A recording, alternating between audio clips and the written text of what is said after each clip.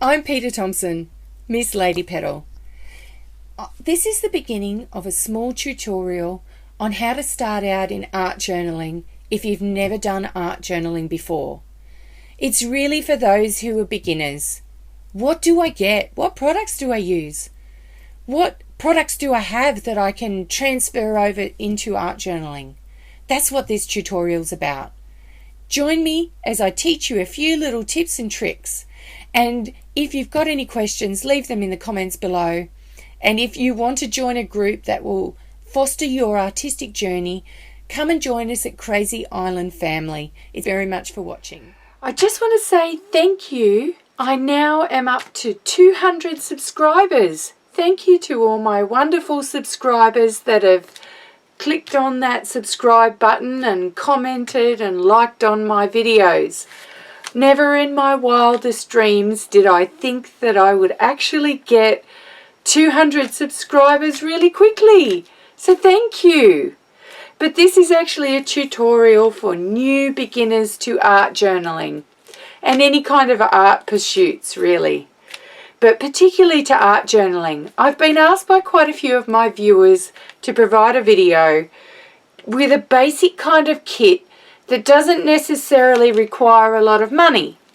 So I've decided to put together my basics from what I've learned over the years of doing art journaling and all the things that you can get from your previous craft pursuits, but also around the house if you haven't been involved in any sorts of arts or craft prior to now when you're embarking on art journaling journey. So the first thing that I'll address in my basic toolkit is scratch paper. Now underneath this I have a Ranger non-stick craft mat, which I absolutely love. This is not essential to start out straight away, but it is one of the first things that I would purchase further down the track when you're already established in art journaling. I didn't purchase one of these until I'd been art journaling for about 12 months. So, and underneath that I've got it taped to a standard cutting mat, which I brought over from my scrapbooking days. So any scrapbook person worth their salt would already have a number of these green or any kind of colour cutting mats, and they may already even have a craft mat. But the first thing that I want to say is, if you don't have either of those things, or even if you do, scratch paper. And you can use butcher's paper. I've used an old bag from when I was scrapbooking, newsprint, magazines, postage packaging, brown paper. Anything that you can get your hands on is good for scratch paper. Now, one of the beauties about scratch paper is that you can then reuse it. So you've got all your paint smatters and everything, and this is my little embellishment envelope, sort of things, and I have some circles and flowers and doodles and things like that. But I'm just going to pull out some scratch paper circles, and I'll see if I can find a few more in here that are kind of more brightly coloured. Okay.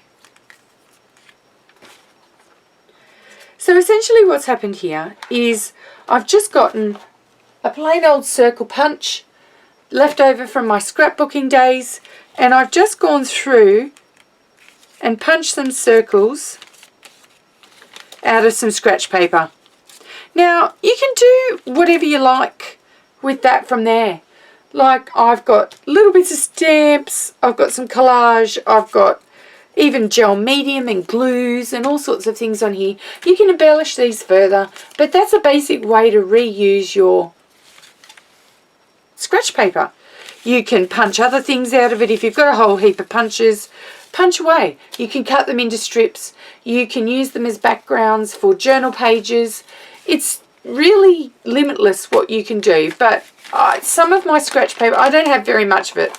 This is all pretty recent, to be honest. Even though I have a craft mat, I never waste my paint. So when I do jelly printing or when I'm doing painting and I've got paint left over, I will roll it, smush it, do whatever I can, and I won't waste it. And that will always get reused one way or another down the track.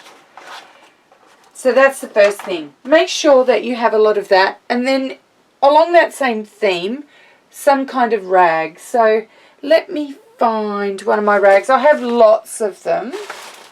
And I use a lot of them because they get wet, because I do watercolour painting. Okay, so an old tea towel. Those are a set of tea towels that someone gave me that I didn't really need to use in my kitchen. So now I use them in my painting. I often keep them wet to mop up my wet, mucky fingers all the time because I am prone to getting inks and paints everywhere. And to wipe up messes that I might make on my page, or to blot my watercolours when I'm doing paintings. So very important, basic cleanup. Basic jar for your paintbrushes with water in it. I just have an old jar that I use. You can use anything really. I use anything and everything. So, next thing on my list, journal. What kind of journal will you use? You've never done this before. I'm going to assume you've never done this before and you're just starting out, or you're brand new and you have no idea which is the best thing to go. All right. So when I first started journaling, I got a cheap journal. This is a cheap, it was a plastic covered journal. That's plastic, had some cardboard on the back. I think it cost me $5. It's not very thick grade paper. In fact, it's quite thin. Here we go. I've only got 1 or 2 pages at the back left. Very, very thin paper. Not good for wet media. But of course, when I was starting out, I had no idea. So this was just an artist's sketching diary, artist journal that you can get in any office supply store, newsagent, like even chain stores, sometimes even big like department stores and stuff have these things quite cheaply. I've ended up tearing out at least half of the pages that were in this because mixed media is very lumpy and bumpy. So you can see that I've got heaps of different things. I'll go back to the beginning. Oh, okay, so the beginning. You can see in the beginning that I started off very basically. I had a look at a few techniques, a bit of collage, a little bit of watercolours, learning how to make my own texture paste, learning a whole different technique. You can see here that it looks like almost a scrapbook to a little bit. You know, I still, when I was scrapbooking, you know, I got to the point where I was more interested in my layout than the photos and the memories, and I decided that I had to take it further. So this is like a smash book, and when I did this first art journal, I did a combination of all sorts of things. I started techniques. This was a technique using bubble wrap, gesso, toilet rolls to make the circles, washes, stamps, you know, just matte medium. This was the first time I ever used watercolours or gouache. Actually, this was gouache because they feel quite papery. They were very, very cheap. I think they cost me like $3 for a whole little palette. And this is a page that I've actually gone over because I hated the original page, so I put a blue wash over it, and then I've drawn a charcoal girl over the top. So a little bit of collage, Mother's Day card from a few years back. So I thought to myself, well, what am I doing here? What am I doing? Is it really art journaling? So I realised that I was doing some smash booking. So here's my latest smash book.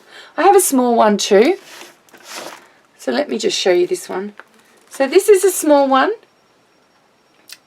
We can zoom in a little bit. I'm learning how to use, I have a new camera.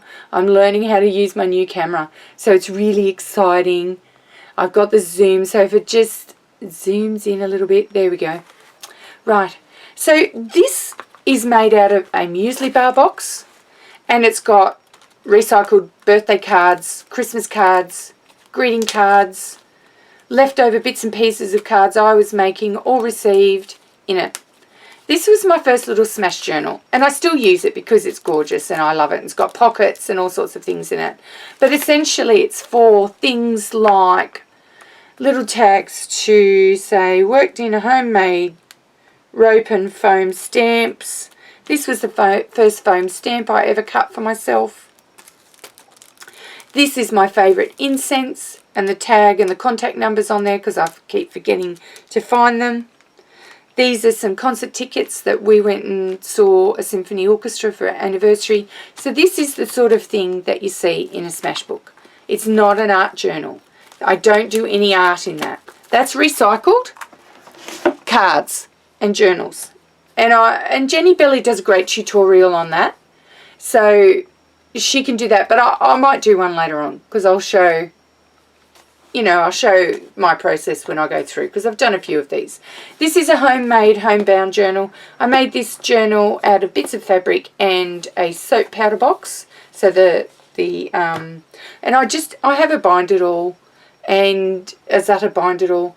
And, this was my first attempt at doing that. So, that's pretty recent. I haven't had a bind it all for very long. You can see this is April, and we're at the end of May. And so I just... recently, this is empty, right, but I've used like recipe cards, old book pages, pockets in here where I've got little tags and bits of painted papers to put in, little pocket here to stick things in, old scrapbooking papers. You can see some of my son's old birthday cards in here from Father's Day as well, and look, some of my painted papers. So this is one of those books that I've put together. This is blank, and this is for all the memorabilia in my life. So it's for tickets, it's for bits and pieces in my life that I don't necessarily want to put in an art journal. Couldn't put in a scrapbook because they weren't necessarily archivally friendly, and I then had nowhere to put them, and a lot of the things that I put in these journals, they just went in a drawer for many years. So I realised whilst doing this that I actually needed to separate my endeavours out and do different types of journals, which is a good thing to learn. Take my advice now. If you're going to do smash booking or junk journaling, have a separate journal for that. If you're going to do art journaling, have a separate journal for that. And it doesn't matter, you can do it loose leaf as well. So I did this journal and evolved along and tried out different techniques of doodling and using my brushes. See, it's more that smash journaling type thing. And tried out different techniques, homemade texture pastes, layering. I've stuck pages in so that they're much thicker. And I've tried different layering with paints and inks and sprays and all sorts of things. And different techniques with resists and rub-offs. And I've planned some paintings in here. These are part of my series of gratitude layouts, and I'm teaching classes on those at the end of the year. And some basic journal and painting plannings. And this is a scrap paint page. So I decided over the course of a day where I was art journaling and I was using various colours that I would use my scrap paint and leftover paint in a certain way. And that page, I'll gradually put some more on it. But it's sitting there, not even half done. Some pages that I've learnt techniques on from YouTube that I don't kind of show people, and doodles and all sorts of things that I do, right? So this is my first book. Cheap, nasty, did a really nice cover on it, made a mistake on the cover and then had to recover it in paper first because everything came off plastic. That's just the way it goes. I have a number of different journals. So I have loose leaf. So at the moment I use a lot of this pad. This watercolour paper pad was cheap. It was only about $3 for like 50 sheets. Not very much at all.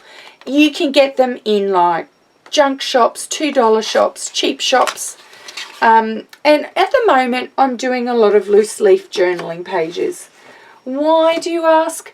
Because I find that it's nice to work on a flat page. You can tear it off. If you make a mistake, you don't have to bind it into a book. I've done a couple of bookbinding courses and I do tend to bind my own journals now. So I find it more economical and can use whatever the pages and papers that I like. So this is just a journal that I'm working in to do faces at the moment. So it's just a cover that's painted out of recycled cardboard that I've got, and some collage, a couple of pages, one of Claudia Rossi's girl faces when I did her course, but that's on grid paper. So in a technique where I was trying out different alcohol inks, and there's all different papers in here, all smooshed in together.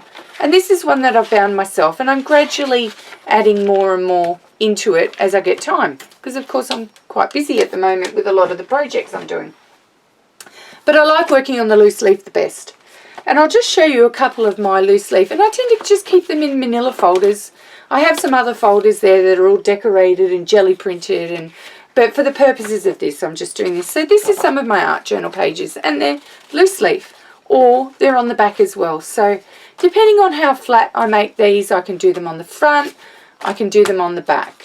I can use all different types of things. I don't need to worry about paper bleeding through at the edges where all the book is bound. I don't need to worry about making a mess and paint slipping, you know, and seeping into the edges of my other pages if I don't want it. I have no rules. I can make it as lumpy or as bumpy as I like, and I can just basically go along and do what I like. Get rid of some scrap paint and then get it ready, start getting it ready for the next page.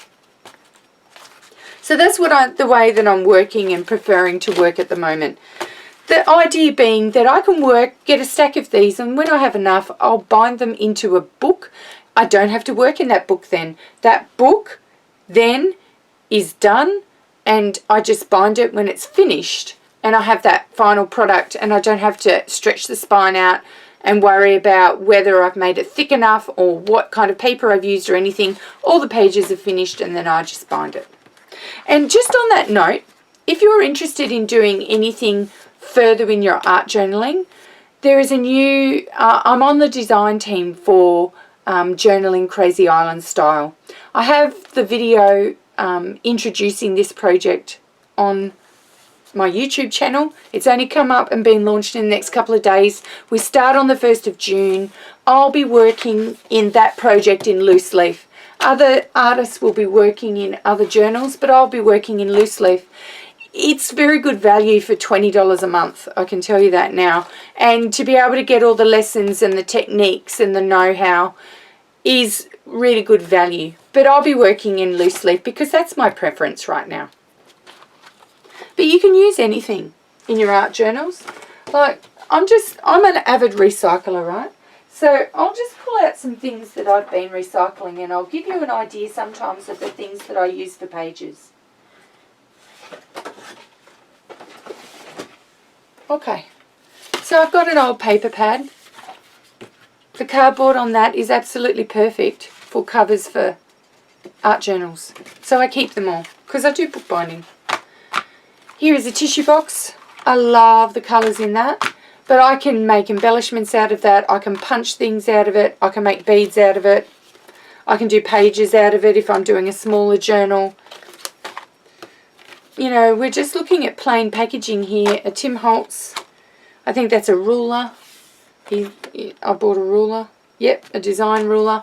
And I can use these for anything at all. But I keep all of this packaging now because I make, like this will become a journal. It's the perfect size box for a journal. It'll become a journal and maybe a recycled card journal.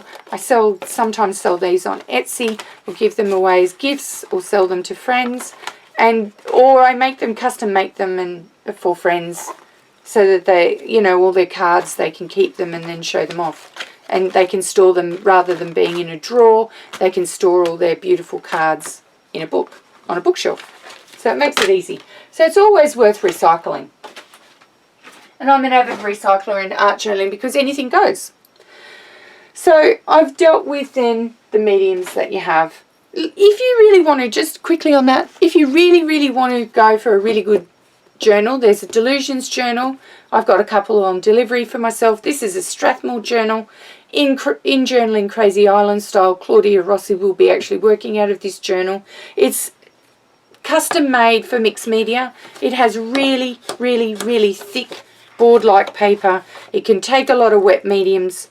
And look, if you live in the United States, you can get these reasonably cheaply. But in Australia, I got it very dear. It was really dear.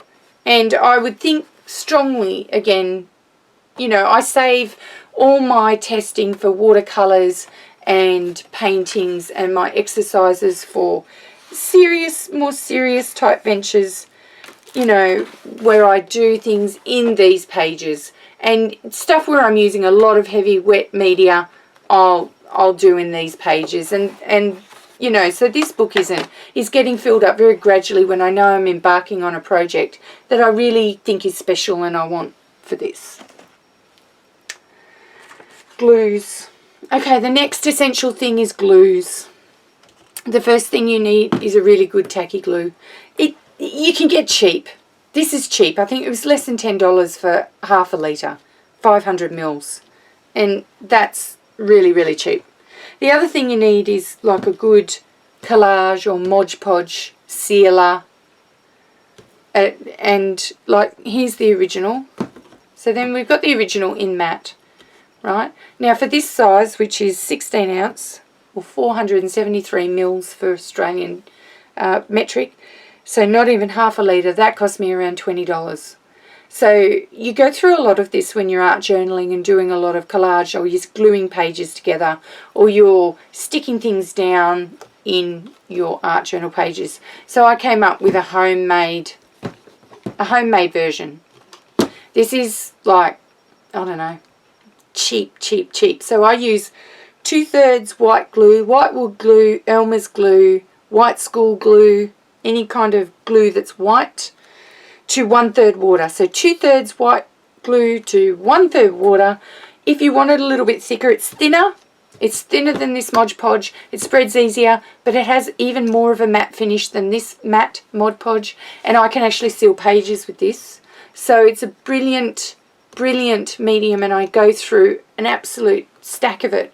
And I have a big bottle of wood glue somewhere, and I just make it up as I need it.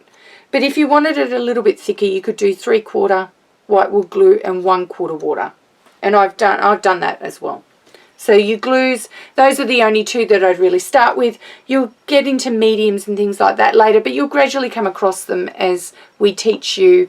As you watch more YouTube videos and you learn more that way, or you go to classes, or you know someone that does a lot of art journaling, you'll gradually come across all the mediums. But when you're just starting out, these kinds of things are the best. Pens. Look, a couple of good black pens, absolutely essential, right? The other thing that I would say to you is think seriously about the sort of mediums that you'll be using and what you want to use these over. Now, these particular kinds of pens, I've got these are all Faber-Castell, they're all permanent India ink, but they're all different size nibs. And I have a brush nib that I use, which is really, really good over gel medium and matte Mod Podge. And then I have these fine liners, which are much better for outlining letters, drawing in my pretty girls, defining features. These are also pip markers, like this brush here. They will smudge slightly on a gloss medium on a non-porous surface. So they're really cool for that kind of thing. Vicky Papaneau, she actually uses these a lot over non-porous surfaces. She does beautiful shading with them. That's kind of, but essentially have a look for Sharpies. I use Sharpies, permanent markers, any kind of aquarelle markers, distress markers, Copic markers. Anything that you've got that you might have for scrapbooking definitely can be transferred into your art journaling. So if you've got scrapbooking background, you're going to have a lot of markers. You're going to have a lot of things that you use within that scrapbooking. You can transfer these straight over to art journaling, just like I did when I stopped scrapbooking. The next thing is paints. So to start off, I did a lot of beyond the page projects when I was scrapbooking, and I found that I had a lot of paints when I started art journaling, and I just used those.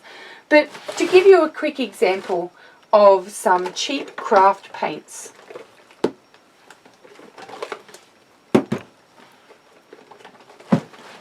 Okay, so I'm looking at cheap shop poster paints, right? So 35 cents on sale for a folk art craft paint. This was $2, this was $3.99, but it's like half a litre. So, and I use it. These are just poster paints, perfect for art journaling, perfect for when you're just starting. Do great backgrounds. Anything, if you start getting into more serious work, you're obviously going to have a look at better pigments. You're going to have a look at better quality paints and the different types of paints that you can get. When you're first starting out, you don't need it. Just use what you've got. If you've got anything at all from your scrapbooking days or any other kind of crafts, start using them straight up. I'd say you would need a good white and a good black. That's the main things that you would need. Everything else in between is up to your taste and what you like. But I would just start out with what you've got and gradually add to them as you need them for a particular project or whatever it is that you're working on. Mark making tools. Alright, so this is my favourite. So mark making tools. These are things that you can make marks with in your art journal. So this is actually specifically my jelly print pocket. But there's a lot of things in here like builder's tape, drywall tape they call it in the States. In Australia they call it gyprock tape. You might have that. I had that from my scrapbooking days. You might have something like, which I got from a fabric store, which is sequin waste. Awesome. This is probably the best stencil I own. I absolutely love it to bit. Sequin waste. You can get it in fabric stores. Cheap stencils. You might have some markers and stencils that you got in your scrapbooking days. Use them. Use them now. You'll enjoy them. Some other things that I use for mark making tools. Okay, so there's some corrugated card. I do some jelly printing with it. I impress it on things. I use it as a stamp, and it just came in my packaging.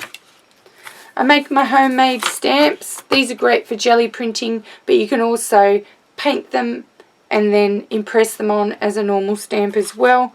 They are just made with 2 lots of cardboard together, and that's really quite squishy and givey, and all I did was use some of that tacky glue I showed you earlier and some kitchen twine and sketched out a design and then made a stamp. These last very well with paint. Flocked borders. I don't know if any of you scrapbookers out there have this kind of thing. I now collect this, right? And I have heaps of them. But you can run a brayer or a paintbrush over this, or rub it through paint and then use it as a stamp. I use this a lot in my art journal pages, and I've used it on covers of books. It's a really, really pretty stamp, but it's something that I personally hated when I was scrapbooking. Was really glad that I found a different particular use for it, because they were too hard to get the backings off and I never used them. Really annoying. Tissue paper. So I've got some plain tissue paper, some white plain tissue paper. Cost me $1 at the newsagent, got a big packet of it. If you've got any stamps and StazOn ink, you can start stamping your own tissue paper. When you use tissue paper in collage with Mod Podge or homemade Mod Podge underneath and over the top, this white tissue paper becomes translucent and all you see is your prints. So everybody loves Tim Holtz, right? Very expensive. This was $15 for one roll. It's a big long roll, granted, but think about it. You could stamp all these things yourself, and I have myself. It's brilliant to be able to have a look and see what you've got around the house and use that.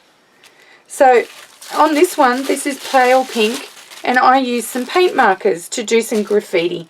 So I basically used a couple of Posca paint markers and graffitied in all different ways and directions. And when I Mod Podge or collage that into a piece, all you see is the writing. You don't see the tissue paper. It goes translucent. So really cool things that you can do with stuff that you've already got.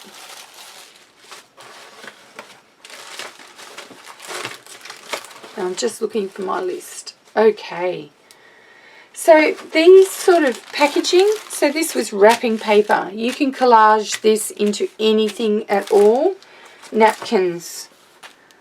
Any napkins that you pick up or you have, they're really great for when you're spraying, when you've got sprays and things like this. This is a Heidi Swap spray, very popular in scrapbooking, but I've come across them more since I've been art journaling. I also make my own sprays and I have alcohol sprays, but these are great for masking off areas, and then you keep these napkins and use them in collage. They end up absorbing all the inks really brightly, and they're amazing. You can use them really easily. Ephemera. I go to just thrift stores, or we call them op shops or thrift stores, and I pick up some old sheet music. I picked up old dress patterns, so if you like that vintage look, I don't have to. I think I bought 6 dress patterns for 50 cents. Like something really economical, and there's your tissue paper and it's already got printing and marks and vintage things on it. Anything that you can make a mark with. I use toilet roll a lot, makes really good circles. Here's a coffee stencil for putting chocolate marks on the top of coffee. You could use something like that. I use masking tape. I use makeup sponges. So you may have your Tim Holtz Ranger applicators, right? Which a lot of scrapbookers do. If you've got them, use them. But these are great as well, and they go further. And of course, they're much cheaper, and you don't mind if they get ripped up or wrecked or whatever you're doing with them. So you need some good brushes. Some cheap brushes to start out. So I've got some really cheap acrylic brushes here. The only piece of advice I would offer is that when your brushes are old, only use an old and wrecked brush for Mod Podge or any kind of glue, because these will eventually gum up and go stiff right up the base, and they will eventually be unusable. Those are the wrecked paint brushes that you use for glue. You don't use your good paint brushes for glue because they'll get wrecked a lot sooner and you won't get nearly as much life out of them.